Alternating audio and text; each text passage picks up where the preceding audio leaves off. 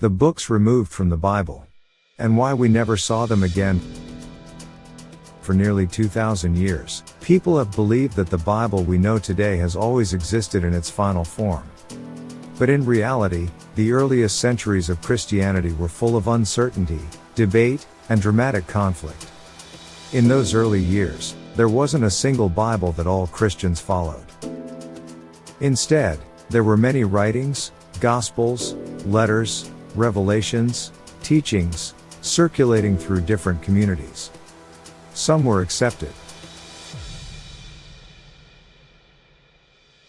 Some were questioned. And many were eventually removed. Not because they were lost by accident, but because powerful groups decided they should disappear. In those first centuries after Jesus, the Christian world was not unified. Different regions understood Jesus' message differently. In Egypt, Christians emphasized mystical knowledge. In Greece, believers focused on philosophy and symbolic interpretation. In Jerusalem, teachings were more traditional and Jewish in tone. In Syria, Christians blended ancient Near Eastern ideas with Jesus' message. Because of this diversity, different groups treasured different writings. A gospel that one community found inspiring might be rejected by another. Some texts were taught openly in churches while others were studied secretly in small groups. Among these writings were books that never made it into the final version of the Bible. Yet they were read, copied, and respected by early followers of Jesus. The most famous among them are the Gospel of Mary, the Gospel of Thomas, and the Gospel of Judas. These texts are real ancient manuscripts discovered by archaeologists and preserved by scholars.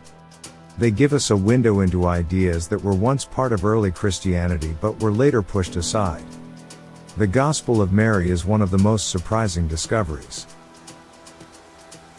For centuries, Mary Magdalene was remembered mainly as a humble follower of Jesus.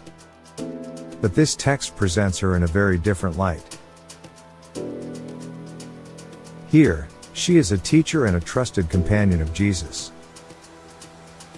She receives personal spiritual insights from him and shares them with the disciples after his departure.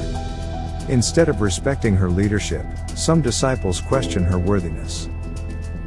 Her authority is doubted simply because she is a woman. This disagreement shows that the early Christian movement struggled with issues of gender and leadership. As the church became more structured and patriarchal, a text that placed a woman in a position of spiritual authority became inconvenient and was quietly excluded. The Gospel of Thomas offers another perspective. Unlike the Gospels in the New Testament, Thomas does not tell stories about Jesus' life, miracles, or resurrection.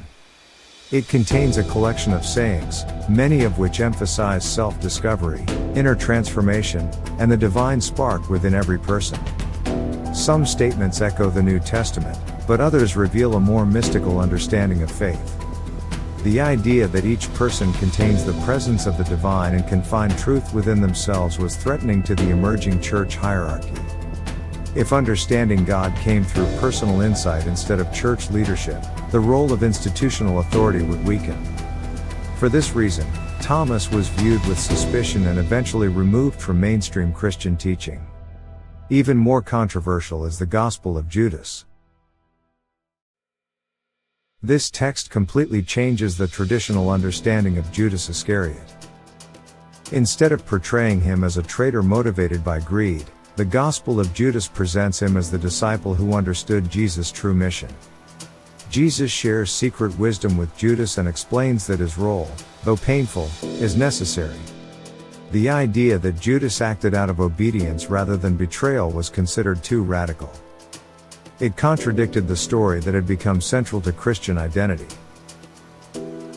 This writing was banned and hidden for almost 2,000 years. Why did these writings vanish? Historians agree on several major reasons. The first reason is theological conflict. Different writings presented different views of Jesus. Some saw him primarily as divine, others as human, some as a mystical guide. The early church wanted unity, so writings that didn't match the official view were eliminated. The second reason was the rise of church authority.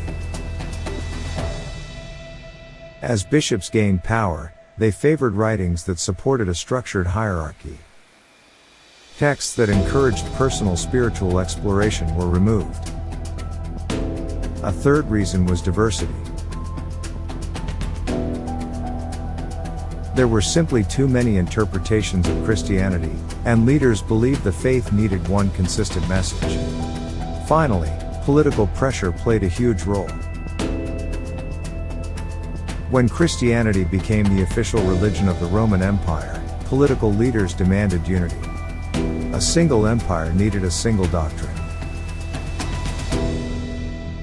This process of removing books and choosing others unfolded over centuries. A major moment came in 325 AD when the Roman Emperor Constantine called bishops from across the empire to gather at the Council of Nicaea. Although the council did not decide which books belonged in the Bible, it did establish the official doctrine about Jesus. Once doctrine was fixed, any writing that contradicted that doctrine became unacceptable. This indirectly shaped the future of the biblical canon. Before Nicaea, lists of accepted books already existed. The Muratorian fragment, written around 170 to 200 AD, includes many of the books now found in the New Testament, but also contains writings that were later removed. This shows that the early church was experimenting, testing, and slowly shaping the canon. Another key event occurred in 363 AD, when the Council of Laodicea issued a list of books that should be read in churches. Their list matched most of today's New Testament, but still lacked final agreement. Some regions accepted certain books while others rejected them. The most decisive shift came in 367 AD when Bishop Athanasius of Alexandria wrote a letter listing the exact 27 books that make up the modern New Testament. His list became widely adopted and eventually accepted across the Christian world. From that moment forward, other writings began to disappear. The oldest surviving Bibles, Codex Sinaiticus, and Codex Vaticanus, created in the 4th century, give us physical proof of how the scriptural text was taking shape. These ancient manuscripts contain nearly all the books of the New Testament as we know them today, along with some writings that later faded from use. They also show corrections made by scribes, evidence that the biblical text was still being refined. How did the banned writings survive? Small groups of believers protected them. They hid manuscripts in jars buried in the desert. They stored them in remote monasteries.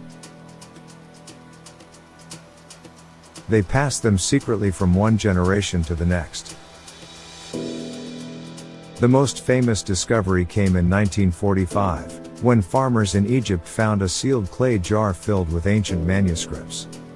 These included the Gospel of Thomas and many other early Christian writings. Another remarkable text, the Gospel of Judas, resurfaced in the 1970s after being hidden for centuries. These discoveries changed our understanding of history.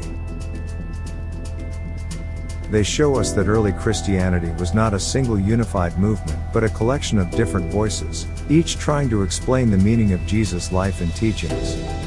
The books that survived became part of the Bible.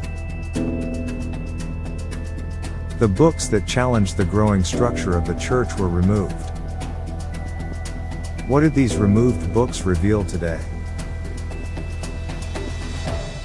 They show that the story of Christianity is richer and more complex than most people realize. They highlight the real debates, disagreements, and diversity of thought among early followers of Jesus. They remind us that the Bible was shaped through centuries of discussion, decisions, and human effort. Understanding this history doesn't weaken the Bible, it helps us appreciate how deeply people wrestled with questions of faith long before the canon was finalized. These hidden writings also show us the human side of ancient believers. People in the early Christian world struggled with fear, hope, uncertainty, and longing, just like we do. They wanted answers. They wanted meaning. They preserved secret teachings because they believed those words could change their lives. Their efforts ensured that even the forbidden books would not be forgotten forever. Even after centuries of silence, these texts came back, uncovered from caves, deserts, and ruins. They remind us that truth has a way of returning, even when hidden or silenced. Each discovery brings the world one step closer to understanding the full history of Christian faith. And the journey continues.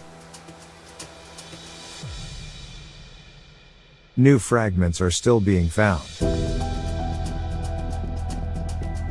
Scholars continue to translate newly uncovered manuscripts. Every discovery opens another window into the ancient world. In the next episode, we explore one of the most mysterious writings ever removed from sacred tradition, the Book of Enoch. This ancient text, filled with visions of angels, watchers, and the oldest stories of the earth, was used by early Christians yet later banned. It disappeared for almost 2,000 years, until its rediscovery changed everything. As we close the chapter on the books removed from the Bible, another mystery rises from even deeper ancient shadows. A book older than the flood. Filled with angels, watchers, and forbidden knowledge.